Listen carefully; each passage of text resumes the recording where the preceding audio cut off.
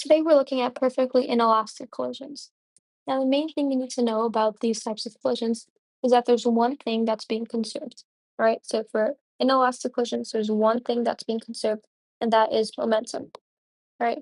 So momentum is being conserved whenever you're looking at perfectly inelastic collisions. But what's not being conserved is kinetic energy. So EK is not conserved. And why do I even bring up EK in the first place? Well, when we're looking at collisions, there's two types, right? So let me zoom in here. You have elastic collisions right here, and then you have inelastic collisions, right? And this is what the video is on. But let me just explain a little bit about inelastic collisions. So when we're looking at inelastic collisions, you have two things being conserved. You have the momentum being conserved, and you have the kinetic energy being conserved. But when we're looking at inelastic, there's only one thing that's conserved, which is momentum, right? So that's why I brought up the fact that EK is not conserved. If we were looking at elastic collisions, EK would be conserved. Because we're looking at inelastic, only momentum is conserved. All right, now let me draw an example of how this may look. So say you have ball A right here, and it's moving at some speed east. And then say you have ball B moving some speed west, right? This is before the collision. Now say at a certain point they meet, or in other words, they collide. What happens is for inelastic collisions, both of the balls, so ball A and ball B, they're going to end up moving together in some direction, so either west or either east.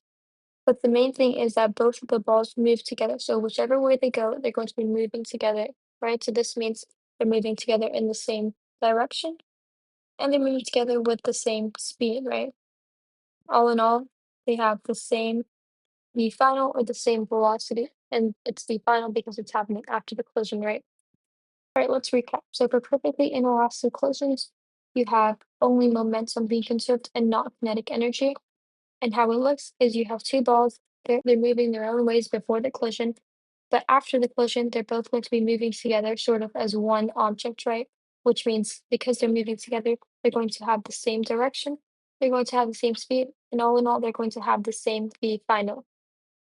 All right, I'm going to write out the formula here for perfectly inelastic collision. So you have m1, which is mass of the first object multiplied by the initial velocity of the first object, plus mass 2 multiplied by the initial velocity of the second object, and that's equal to mass 1 plus mass 2. So both of the masses added together multiplied by 1 V final, and that's their shared common V final, and that's going to be the same for both objects, right?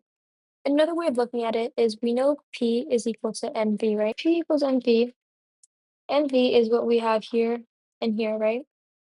So another way of looking at it is this is the momentum of the first object, the initial momentum of the first object. This is the initial momentum of the second object. Here, the masses are added because we know after the collision, objects move together this way, that way. And then the final, we know, is going to be the common or the shared B final because if they are moving together after the collision, which they are for inelastic collisions, then they have to be moving in the same speed. They have to be moving in the same direction. All in all, same V final, and that's what we have right here in the equation is their common V final, right? So that's it for perfectly inelastic collisions.